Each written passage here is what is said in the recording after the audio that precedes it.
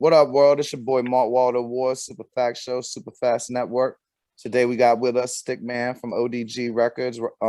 He's still working his Stick and Move album. He recently released a video with Yukmouth, Best Believe. How you doing today, brother? Oh, what it is, man. G, what's going on, homie? I'm all right. You know, all is well. Shit, I'm cool, and I'm about to be like you and roll up here in a minute. And that shit, we might as well just start off with that. You know, Yukmouth is a legendary smoker, and you know, in your video, y'all definitely burned a few down. What's it like smoking with Yukmouth? I ain't gonna lie, that's one legendary nigga right there, man. I would have never thought y'all didn't even got a chance to even be in that man's presence at all, period. That's an icon right there. You feel me? Those who don't know, man, I got 5 on it. You know what I'm saying? That's him. It's definitely a great opportunity for me. I mean, it was kind of unexpected, you know, but other than that, me and Yuck worked before, prior to that that song right there, Best to Believe. Actually, I'm on the Savage album with him and my brother Hood, J Hood. Shout out to my brother J Hood and all that. Oh, you know yes, sir. Check out the Super Fact Show. We did a Throwback Thursday episode about the Savage's album not too long ago. Okay, yeah. So I'm on the hook. I'm on the first song actually on the album. Keep It Gangster. Oh, that's me. I know, brother. Your name came up during the episode. After the Joan, I was like, you think Homeboy would be willing to do a podcast? Like you stood out to me, and then I went and listened to your music. No doubt. I appreciate you, homie. Bro, that's like you know everybody always complain about there ain't no good music or whatever, right? But they be looking for it from like bullshit ass record company playlists on you know, Apple or whatever the fuck, Beats by Zane. I mean, Beats by Zane might be cool. I won't be paying no attention to it. But it's plenty of good music to find. Find out motherfuckers that you like. Go on their Spotify, their Apple, see who they working with, click their shit, listen to them. You know what I'm saying? Find people whose opinion you respect and ask them. You know what I'm saying? Right. And then you'll find the Stick Mans of this world and all that shit. Like everybody don't need to be on fucking Hot 97. A lot of people don't want to do what it takes to go through that shit. I mean, you know, my co-host St. Laz, a New York rapper, he on one episode he broke down how much it costs to get a song on the radio in New York as an independent. And I'm like, shit, there's much better ways to invest your money in doing that shit. Facts. You know, like someone like you, like streaming revenue. I know you getting checks every month, right? Oh yeah, I'm on it. Yeah. You know what I mean? I'm saying something, you know, and I ain't gonna lie, I really, to be honest, a nigga like me really don't pay attention to that shit, but they just be probably like, oh shit, where the fuck that came from? Like, okay. Right, you but like point being though, that's money coming in. But like, how much money you gonna get from BDS if your shit gets played on Hot 97 when you done drop like 50,000 to get it on there? You know what I mean? That's gonna be a loss. You know what I'm saying? And that's the big difference. Word, but then you do something smart like make a video with Yukmouth, hashtag that shit. You know, maybe boost the promotion on Instagram or Facebook for like less than $50, and you're gonna get way more bang for your buck. Make money. You know what I mean? True.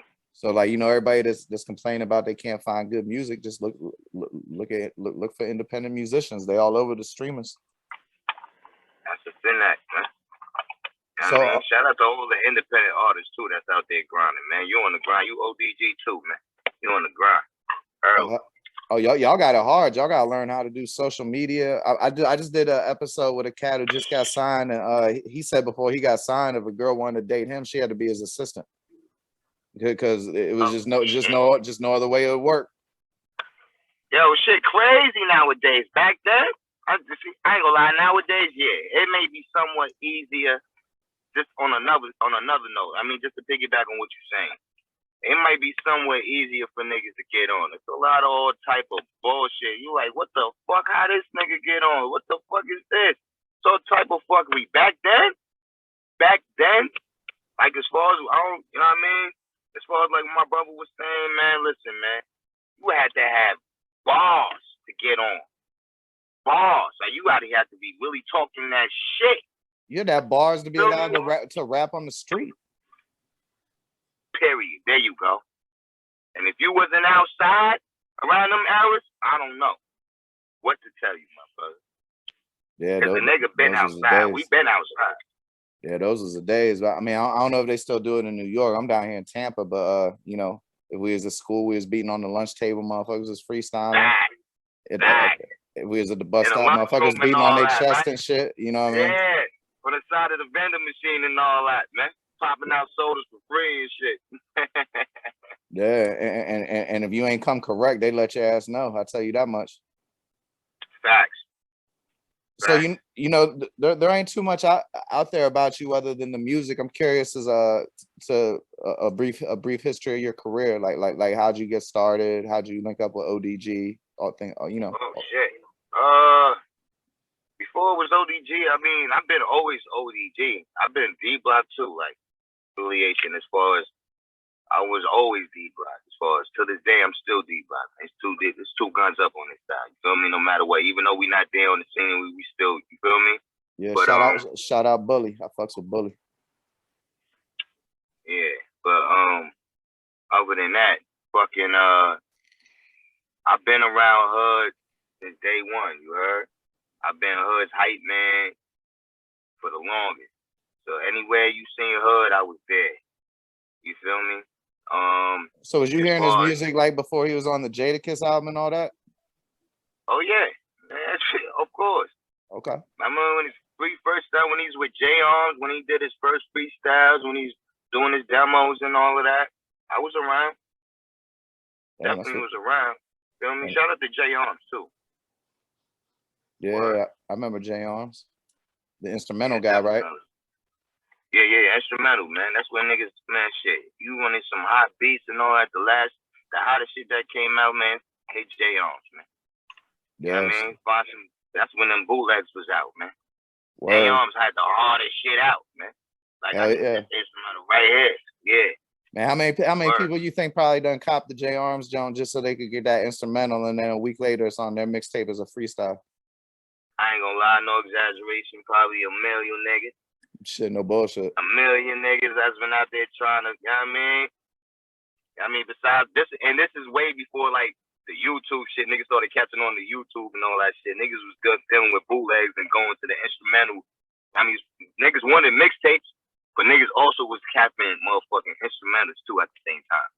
Yeah, definitely, definitely. I remember them days. Like you know, look. I'm from the DC area, right? So, you know, we mostly had go-go tapes. So I used to catch the little Greyhound and go to New York and cop mixtapes. And, you know, like the little Africans with the blankets. Like I for the motherfucking like the D-Block or the Dipset or the G Unit, you know, it's like the further you got away from the train station, the cheaper the shit got, right? So like I try to get the you know, like the Dipset Jones because they'd have the fold out covers near the train station, you know what I mean? But the shit like the J-Arms and shit like that, I go down to like the cheaper Jones where you can get like, man, shit, you come at them with $30, they might give you like fucking 40 CDs sometimes. No doubt. That's a fact. Shit, I remember J Hood had a Best of J Hood before he had a fucking song out that I even heard of. The first time I ever saw his name was a Best of J Hood mixtape. Look at that. Look at that. Yeah, and he did it with the best of them. Shout out to Big Mike too, man. Big Mike held it down for niggas. You feel me? Motherfucking, he got a joint with DJ Drama. He was one of the first niggas to do a joint with DJ Drama. You heard? Like, dead ass. Like, I witnessed a lot of shit that a lot of niggas don't know. You feel me? I've been there behind the scenes. So besides with this camera shit, all this other fucking, this motherfucking, what you call it, this clout shit, niggas be fronting, my nigga. Niggas don't know a lot of shit. Niggas wasn't outside. Niggas wasn't outside. You feel me? So like, yeah. I seen it, bro. I've been there. Niggas been through a lot of shit. You feel me? Everything happens for a reason though. So when did you start releasing music? Oh man, back in motherfucking shit. 2000. Nigga, we started O.D.G back in 2005, 2006. 2004 around in there. So around them times I started freestyling, you know, doing little songs here. We put a little O.D.G compilation out years ago. I mean, I think that was like in 07, 06. You feel me? And it just happened to be that Niggas started branching off. She started going left for certain individuals, and you know what I mean. I just held it. I never jumped ship, held it down, never jumped fence, continued to held it down, never turned cheek. I mean, same nigga, just got a little older and wiser. I just been doing my thing for the longest, my nigga, and I learned off these niggas. When I say these niggas, I'm talking about the lot. Being around them niggas, you niggas embracing a whole type of different chemistry. Like being around them niggas, you absorb and you learn a lot. You feel me?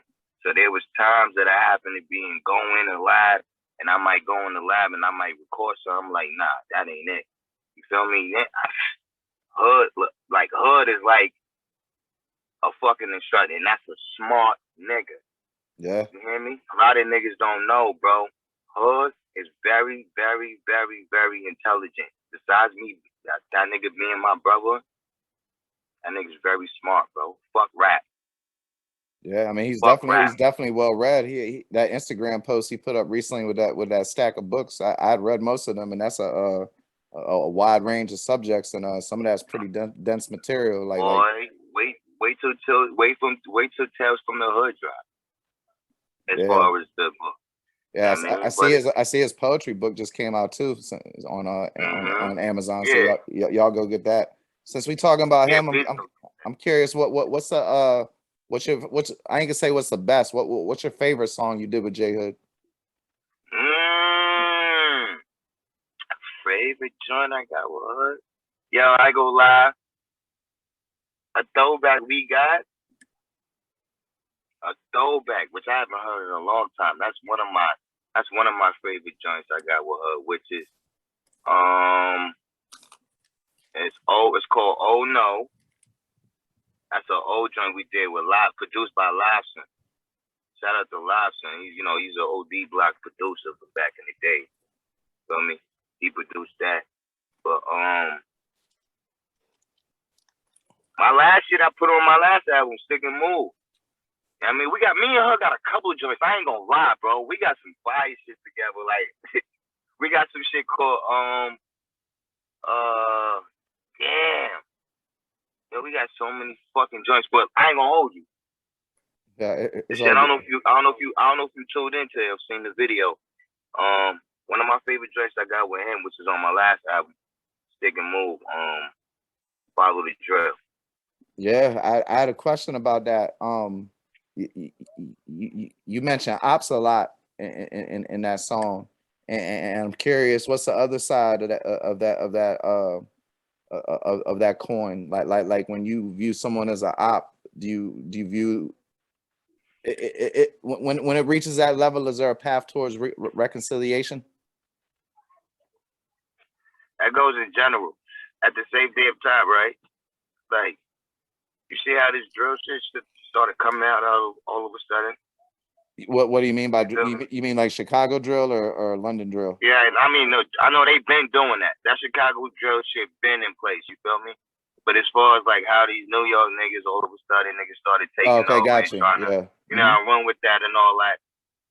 I just want niggas to understand, like, niggas is versatile and different. You feel me? So like when that happened to me, I'm like, at first I was like, nah, I ain't doing this shit. Like, this shit crazy. Like, these niggas is doing too much. You feel me? Like, niggas want to always sound like somebody else. Like, you ain't from that. Just be, you know what I mean? New York rap. Like, you know how we rap. You feel me? Not to say that we can't do it. So I decided to myself, I'm like, I'm going to step out the box a little bit. But I'm going to do it my way. You feel me? And I ran with that.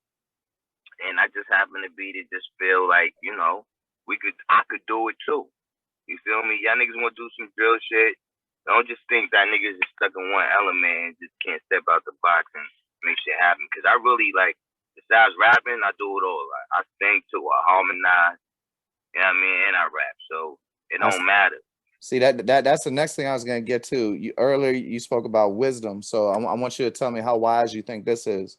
In hip hop, the thing I miss the most, and I ain't trying to be my old man on the porch shit. I just thought the shit was dope. I wish that there was more piano / keyboard, more scratching. And you remember back in the day, every album had a song with a reggae hook. like Respect on Ready to Die, whatever.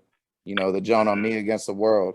And I noticed you on several songs, but particularly on Let Them Talk, man, you killed that reggae sound. So first off, what do you think about my opinions on the things hip hop needs more of? And then just tell me about your history with the reggae genre, because I mean, bro, it sounds like that you've been a like a reggae performer before. That don't sound like just somebody showing that they can flow like that, you know. That's another thing. Those who don't know, I am Jamaican. I'm Jamaican. I'm Jamaican. Like my mother and father is Jamaican. My mother's from Kingston, Jamaica. My father's from Westmoreland, Jamaica. That's actually the Montego Bay area. You feel me? Those who don't know. So of course, a whole lot of Jamaican is in me. It's in my blood. Niggas would never know. I mean, I be talking regular like I'm talking now, but you know, when I happen to be amongst, you know, my Jamaican peers, it comes out like regular. Sometimes I might be talking regular and the Patois might come out, the Jamaican might come out of me. But as far as like with that's something I practice a little bit. As far as understanding a little bit more, I was born here. You know what I mean? Up here in the States and all that. You feel me? But other than that, I had to like catch like the bounce, the metaphors, and understand exactly how the Jamaicans were doing it, like more of a like a Sanchez, a Wayne Wonder. You feel me? Like a Dennis Brown. Or those who don't know Dennis Brown, I grew up. Actually, my father. Take it back to my father. My father, he used to sing a lot, which I think he's still thinking, you know, he motherfucking Mr. Suave. You know, I could sing anything to this day. You feel me? But I ain't gonna lie, I got it from him. Shout out to my pops and all that, and my mother. They both sang and all that. But on my pops, Dennis Brown, this in particular artist from Jamaica, was one of my favorite artists. Listening to him as I was coming up, I was like 4 years old, and I would intake that shit. I'm gonna have to check that out. Dennis Brown. I've been getting into Desmond Decker lately. You know about him? Who? Desmond Decker. Desmond Decker. No, not too sure. He's like a reggae legend. When we got off this, John, I'll send you a link to this song called Israelites. I heard it on Watchmen. Shit went hard, and I started listening to Desmond Decker. But not even know, shit. I might know. I might have heard the song and probably not know that's exactly what you're talking about.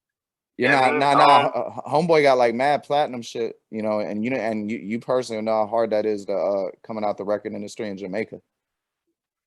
Oh yeah. I mean, and we're talking like 60s and 70s. We're not talking like dance hall days. So going platinum back then, yeah, because you know they was doing fuckery. If he went platinum, he probably went diamond for real, you know. You already know. See, you do your motherfucking homework. What the fuck I'm talking about? Yeah. I'm talking about. I just pay attention, brother. I want to, no doubt. I want to give a big shout out to my brother, man. My man, fucking Dexter Daps on that level, on the Jamaican level, as far as dancehall level, man. I don't know if you're aware, but Dexter Daps, man.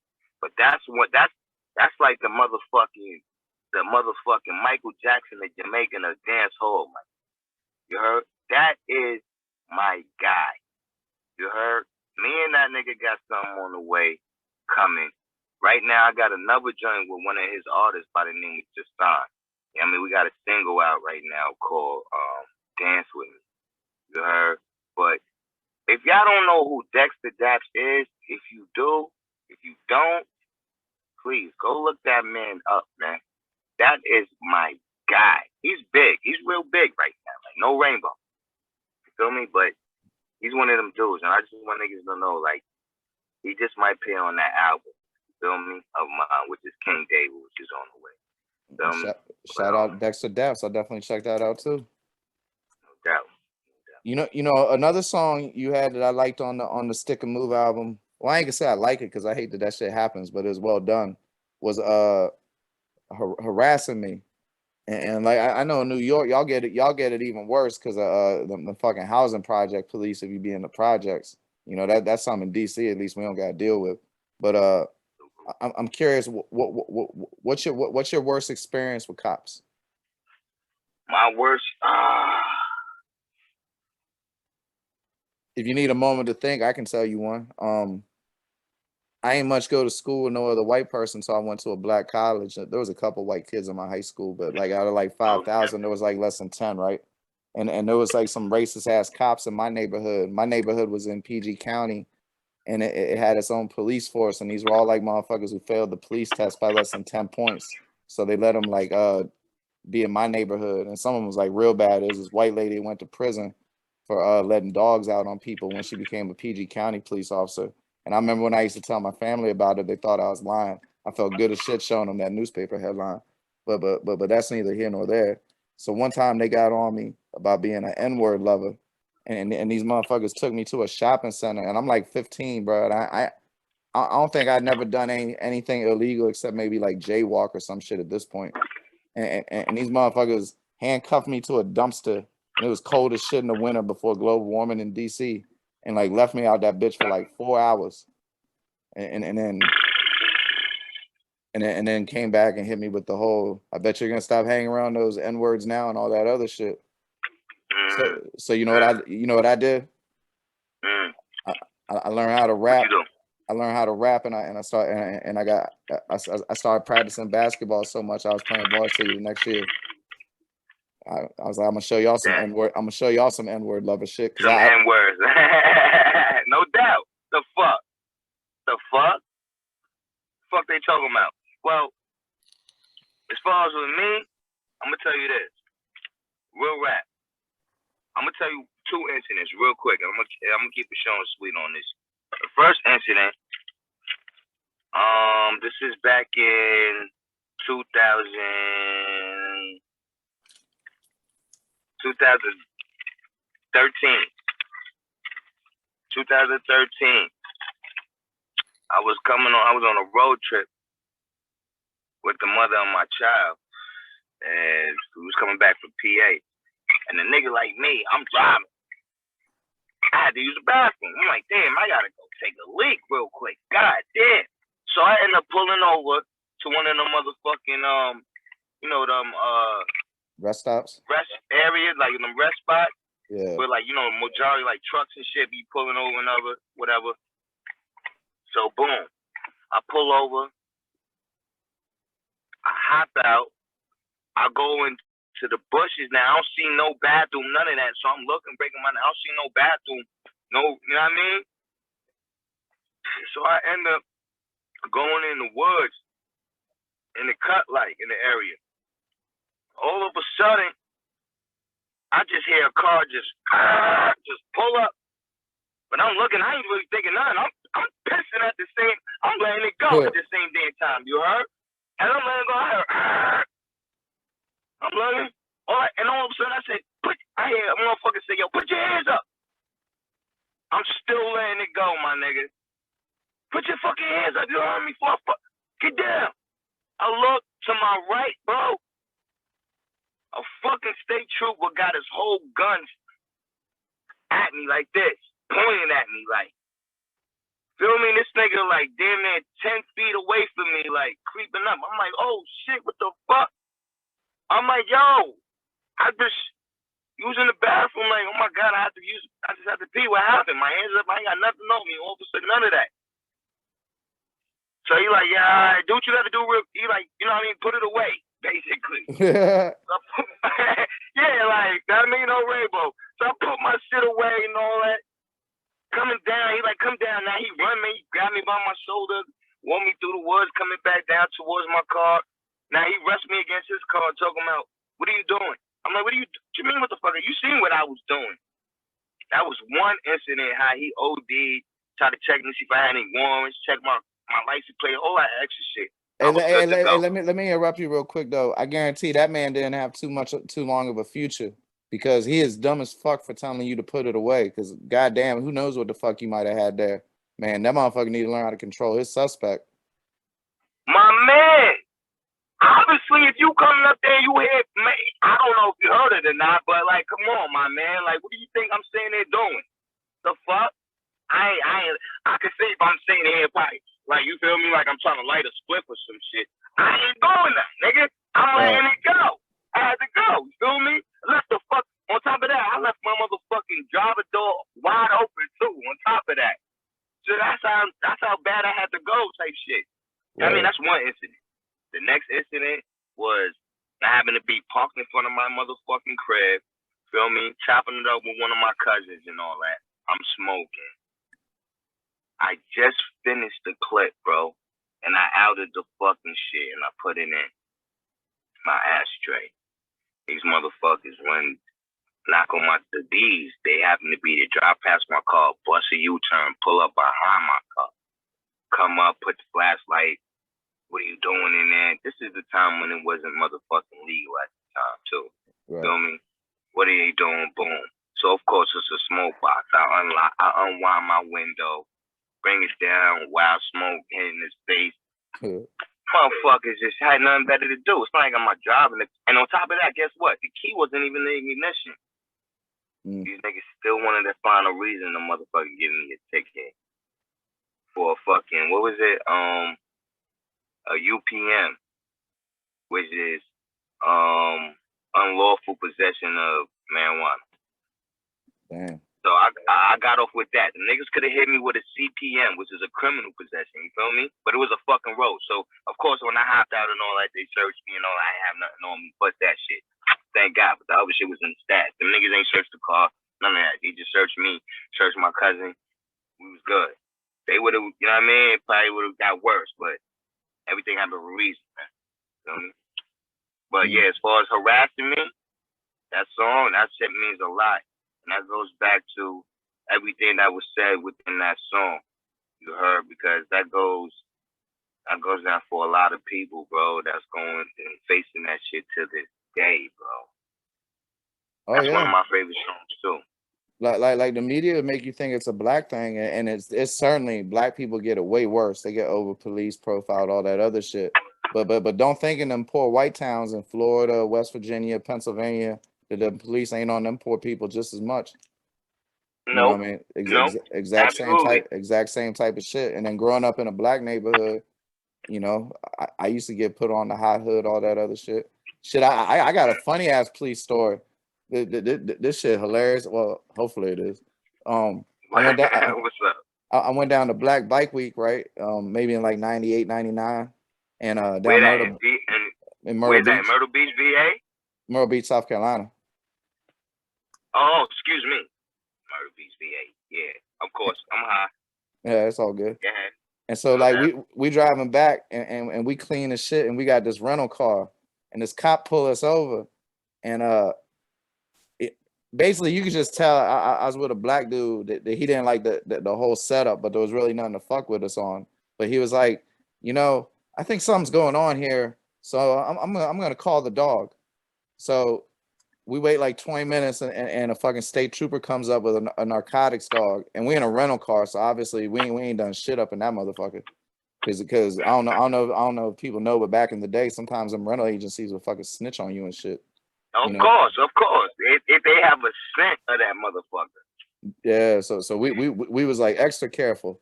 So the other motherfucker pull up with the dog, and you know, the cop put us in his car in the back seat. We ain't in handcuffs or nothing though. Actually, the dude with me was in the front seat and I was in the back seat. And the cop with the dog tell the cop to pull us over, like, yo, you need to get in the car. And the cop that pulled us over was like, nah, I play with the dogs all the time. They love me. I love the dogs. You know, I'm with them every day. You know, it's good. And the cop was like, man, I'm telling you, you need to get in the car. And I heard this motherfucker say, man, you see I put him in the front, talking about the black dude. He's like, I'm not gonna sit in the front, and I can't sit in the back. And we heard that shit too, boy. They ain't have no cut cards. Two white dudes, obviously. So like he stay outside the car, right? And I ain't exaggerating this shit for a second. The canine opened up the door, and it don't take 2 seconds flat before that dog is on the cop that pulled us over and got him on the ground, just you know, doing the shit that the dogs do to people to hold them on the ground and shit. And he's all like, "Get him off me! Get him off me!" And so shit. Off the man, I swear on my grandmother's grave. So we in the joint laughing, but we trying like to hide it and shit. You know what I mean? And this Yeah, motherfucker gets back in the car, and we ain't too hip to the cameras. I ain't know about the shit, and I ain't gonna lie, like I knew about law enforcement in every state. So I know these South Carolina motherfuckers had cameras on in the car, right? So he was like, "Tell me the truth. I want to know the truth right now. Did you laugh at me?" And we're both like, "Nah." And this He motherfucker, really asked you that? yeah. Get the fuck out of here, bro. And then this motherfucker rewinds the shit and sees us laughing at it. And man, I still got a copy of this shit. If I know I was gonna tell the story, I bring it. I got a ticket for lying to an officer. And then I had to like go back down South Carolina to go to court to attend the shit. Like you couldn't pay it by mail. He gave you what? Whoa. He gave you a ticket for lying. A ticket for lying to an officer in South Carolina. I don't know what town, but it was on 95 of state troopers. Yeah. I know, but still, it was worth it to see that dog bite his ass, bro. That ticket was like fucking. No doubt. Man, I'll never forget that. I call them shits Alzheimer's moments. You know how motherfuckers got Alzheimer's, but they still remember like certain things. Remember? That was like an Alzheimer's moment right there, bro. I'll remember that for the rest of my life. That's crazy, bro. All right, so good. It was funny. You don't never want to be the motherfucker saying you got a funny story and then you don't make people laugh and shit. You know what I mean? No doubt, he's stupid. No doubt. Nah, I fuck with that though. Nah, I'm glad the fucking dog bit his ass. The fuck away from me, man. Pull back, man. Yeah, but Yeah, man.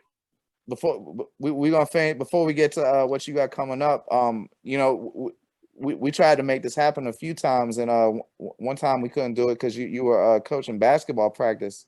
So I'm curious about your basketball coaching, your history as a basketball player, what your game's like, and are you aware of how badly the Knicks are overrated?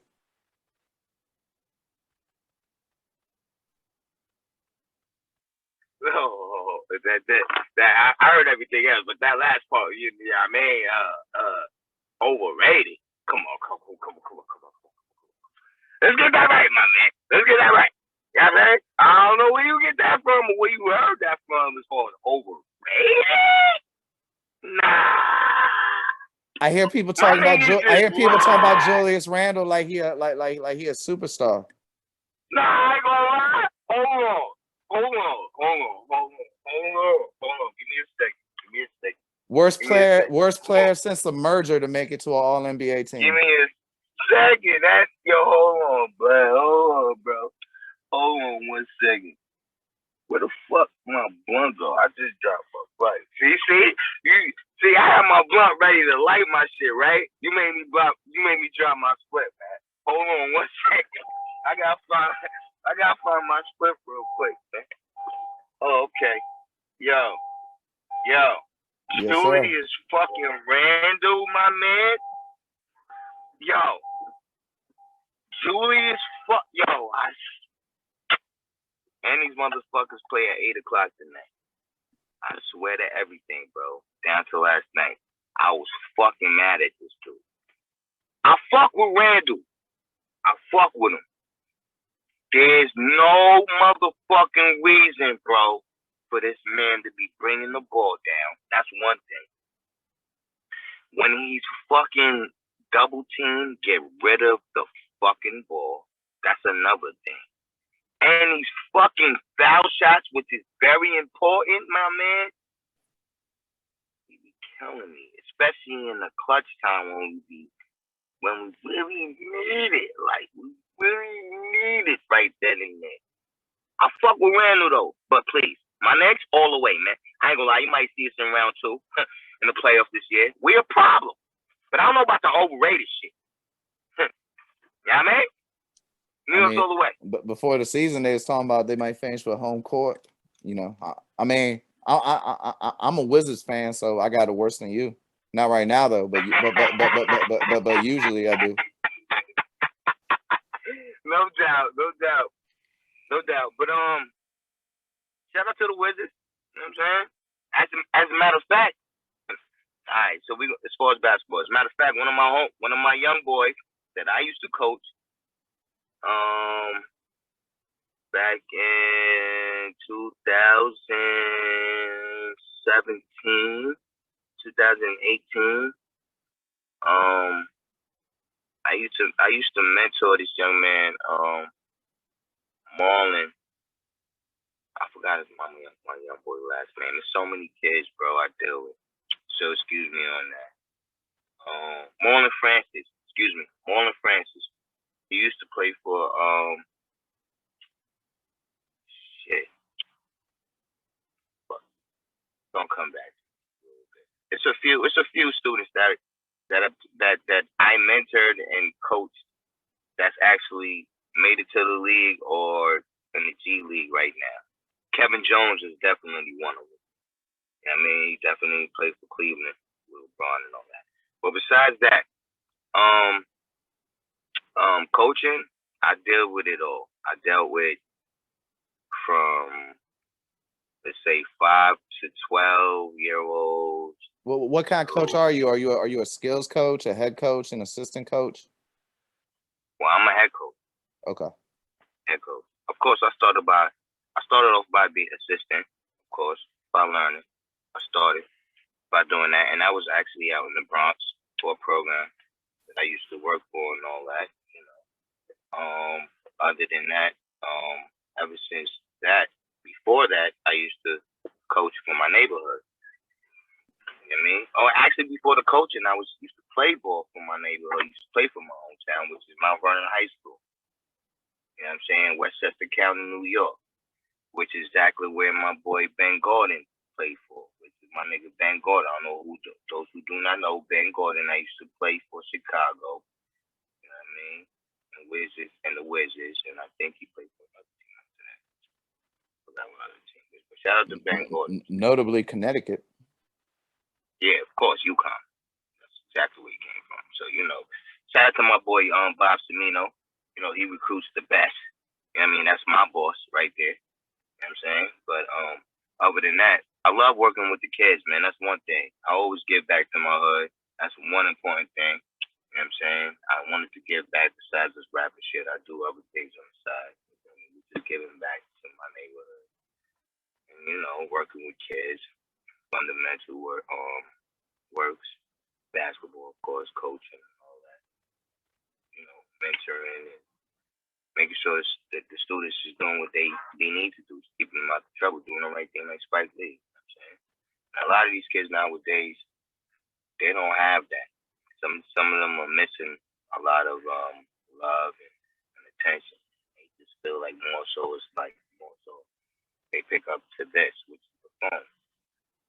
They can't. Social media is their thing. Feel me?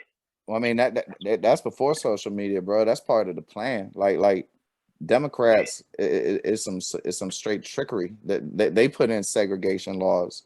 You know what I mean? Like Democrats came up with Jim Crow, and Democrats came up with the social welfare that had the people coming around to make sure that there was no man in the house.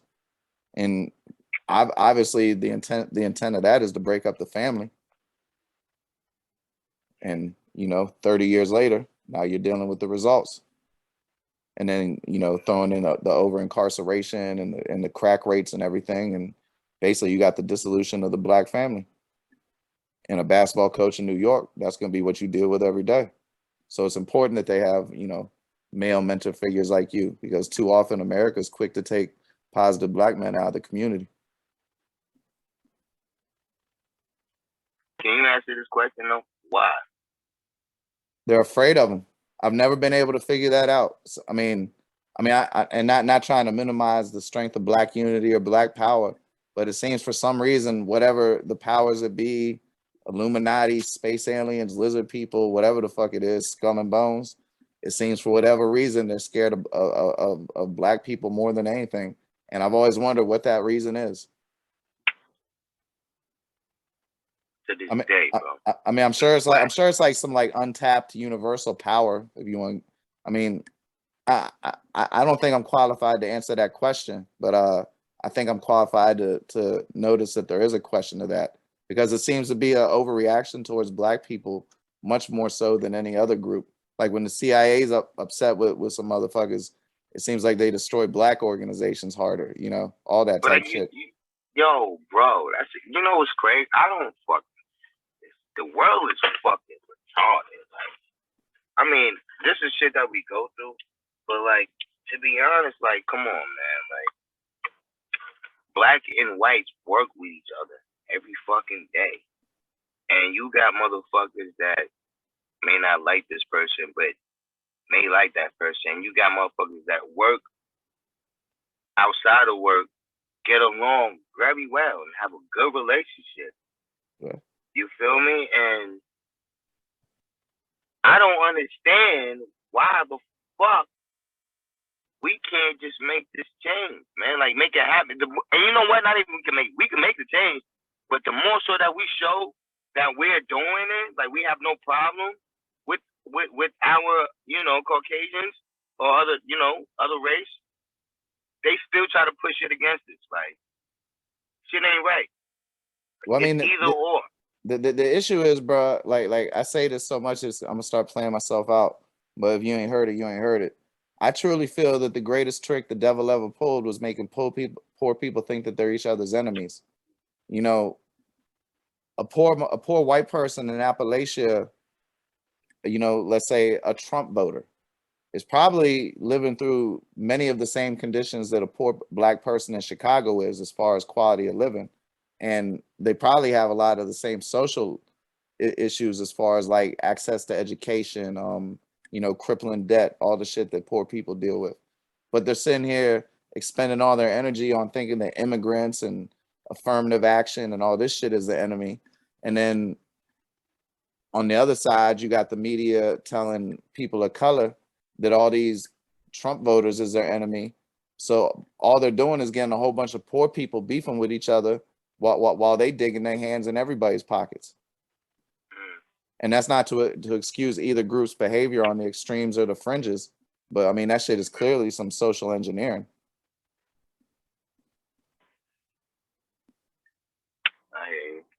You know what I mean? Because like automatically, I mean, like I said, I grew up in the black community, right?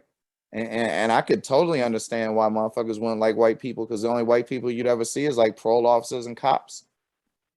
So if you're only in but not to cut you off, let me ask you, and when you grew up in that hut, did you have any problem with us black people? I mean, I ain't no snowflake. I got thick skin. I mean, one thing that stands out, the first time I was, I used to get jumped when I first moved there, but everybody did the first move there.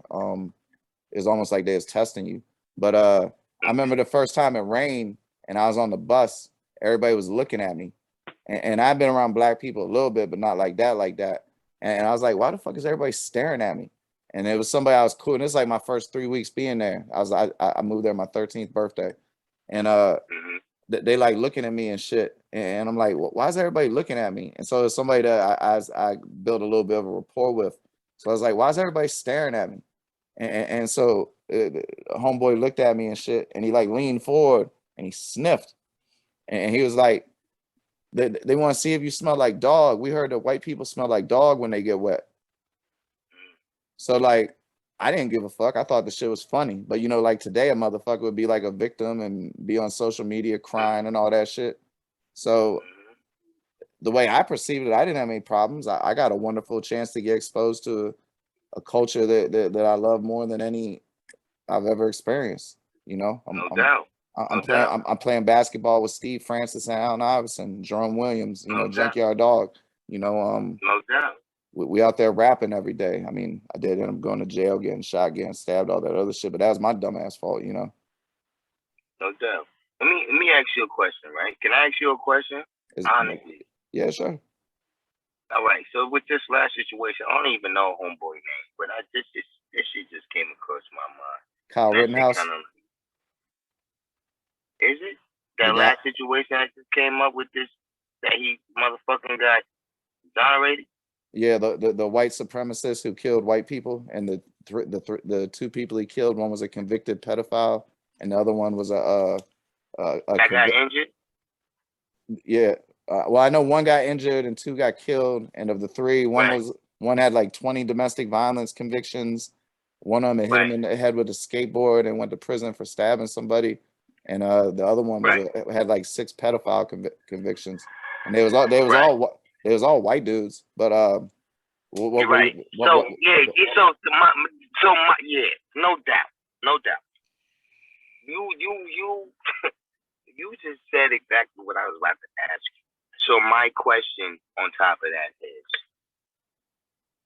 what the fuck do you think about that final judge slash, or let's say, motherfucking jury slash judge decision on that?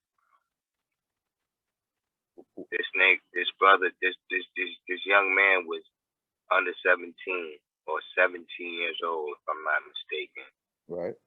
with an assault rifle walking through, and it's just during some protest situation. Like, what is honestly, you know what I mean? And I'm not even trying to be funny, but like from your perspective, personally, what do you think about that as far as with the final decision that they came? Well, the whole thing is misrepresented. First off, he never crossed the state lines with the gun. The place he went to was less than 15 minutes from his house. Him having that gun was legal. Assault rifle is a misleading term. It wasn't fully automatic. It's something you can get at Walmart. Should his ass been out there doing that shit? Probably fucking not. He wasn't. See, it was a Black Lives Matter protest, right? But it was a bunch of like ratchet ass white people that started looting stores, and he worked there. So his thing was he was going to protect the stores he worked at. And it wasn't like none of the Black Lives Matter protesters involved in that shit. It was a bunch of white motherfuckers that most of them had criminal records. I mean, I think he's a goddamn fool. I wouldn't be out there defending no fucking business. You know, whether that shit's legitimately self-defense, I guess that depends on how the laws of the state are worded. You know, whether the shit's racially motivated, I'm sure at least the charging was racially motivated. That the prosecutor want to look like he was quote unquote woke or whatever. Should he have been charged? Right. I really don't know. When you watch the video, it looks like if he ain't killed the one dude, the dude was at least gonna fuck him up. So I guess he should have the right to self-defense. And if somebody believes in something that I disagree with, they should not have the right to self-defense, because then I'm like one of them white dudes in the 50s who thinks that black people shouldn't have guns. You know what I mean? Like a lot of the shit that people say towards Kyle Rittenhouse, if you swap the words, the times, and the races, it kind of sounds like the attitude white people had towards black people back in the day, or racist white people had. So to be real with you, it's confusing to me.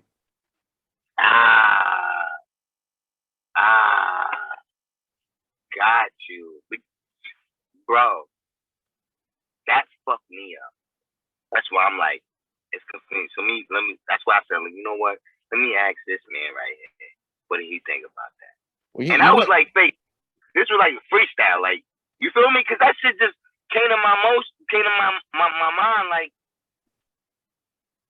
what the fuck? That's crazy. That shit just came across like, damn, they just let that man go. You feel me? And he got the fake smile going on his face, like, hey, kiki. And they had some shit talking about, but if it was us now, you feel me? I don't think they would motherfucking let us go with that. I mean, see, I totally agree with those statements, but let me ask you this. So I was in Job Corps, right? And okay, you gotta be there for 6 months before you can go to college. And I didn't need a GED, so I finished my trade in 4 months, and I would have had to, and the college thing was coming up, so I would have had to stay there extra 10 months to be able to go to college. So they let me go early, right? So it was a black dude at the jump, and he started saying that shit was racist. And you know what? Maybe it was. Maybe the only reason they did do that shit that was because I was white. What I'm supposed to do? Say no to that shit? Because it wasn't like they were gonna fill my spot with another black dude. Like I didn't take that shit away from nobody.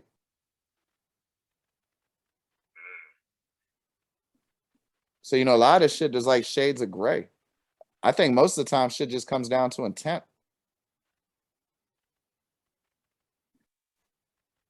You know what I mean? And probably Kyle Rittenhouse probably didn't have the best of intentions in the world, but I mean, I don't know. I wasn't in his fucking head. Yo, I swear, I ain't gonna lie. I don't want to stay on this subject too long, but I see some meme today with this with somebody doing this motherfucker. Like, this is how you get off. Yeah. I was like, oh shit. Your Shit. motherfuckers is, TikTok is crazy, yo.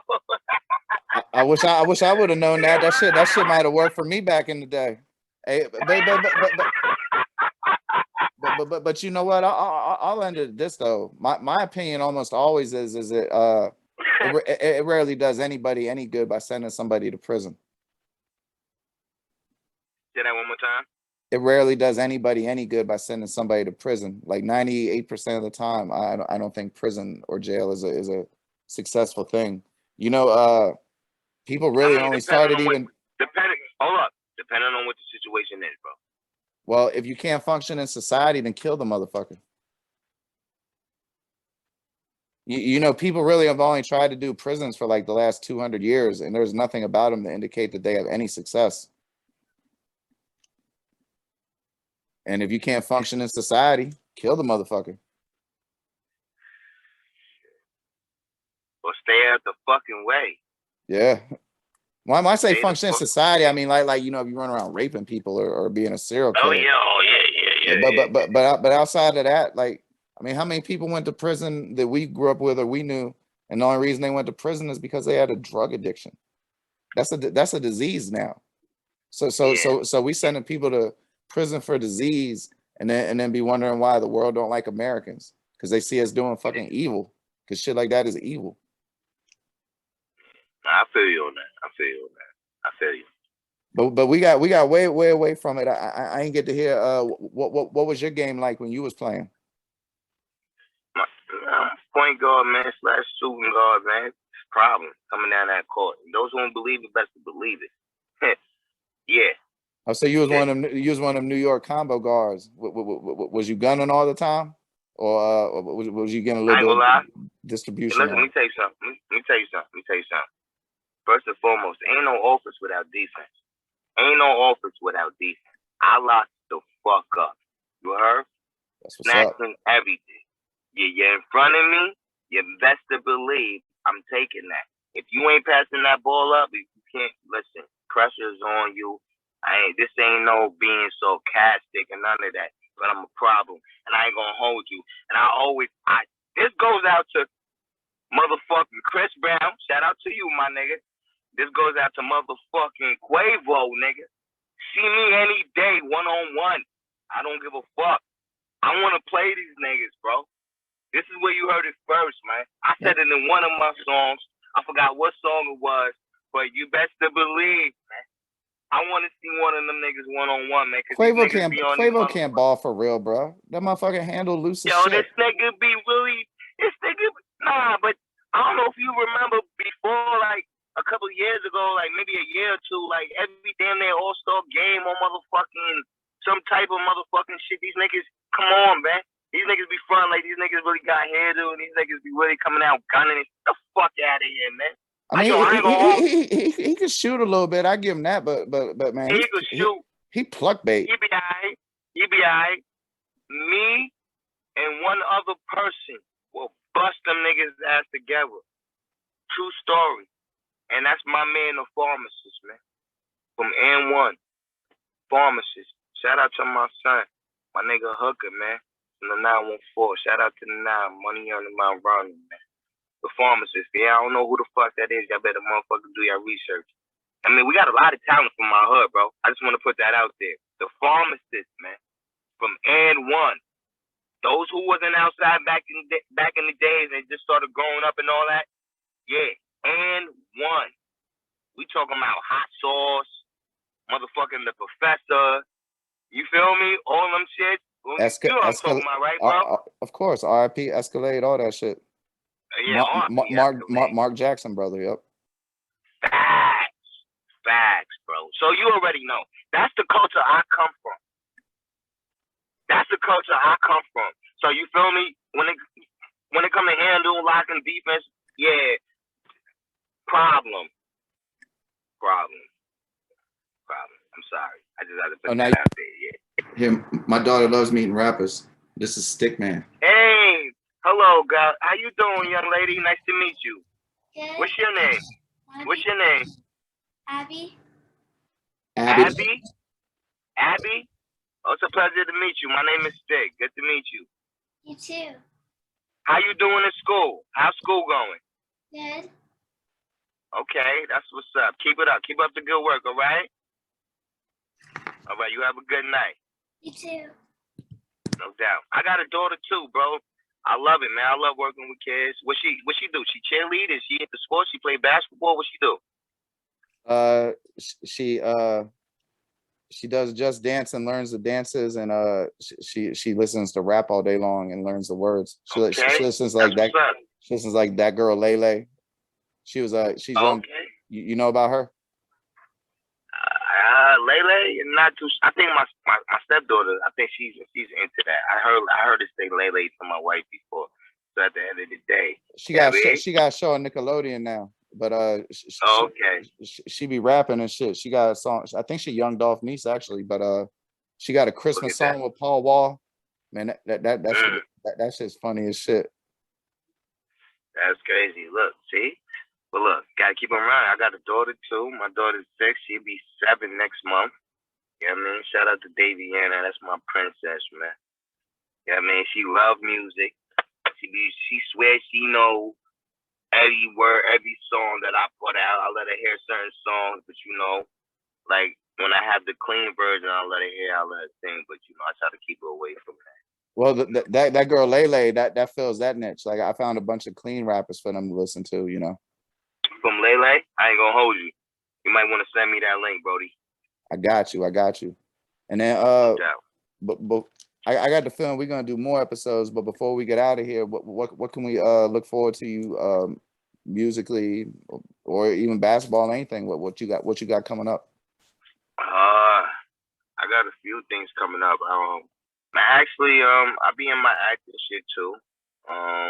Okay, that's what's up. I got this other this YouTube series. I got the fucking this other shit. The one I was in before. It's called Mister. Actually, it's called Mister. Shout out to my man Rocketeer Flames and all that. You feel me? My man Bills and all that, man. From the hood and all that. He got a couple books out and all that. He be doing this series and all that. You feel me? YouTube series. Short films and shit. Got this other shit called Love and War. So be on the lookout for that. I'm about to be in that. That's about to be coming up soon. You know, I do it all, man. You know what I'm saying? My acting shit here and there. Those who ain't see that shit, it's called Mister. It's on YouTube. Just look it up. MINSTER. You know what I mean? It's up there. I can dig it, bro. Shit, we all learn from Chappelle's show. Wu-Tang Financial, diversify your portfolio. Yeah, that's a fact. I'm out there. The album, Stikk Man O.D.G is out there right now. Got a couple videos out. Subscribe to my motherfucking page too if you can, y'all.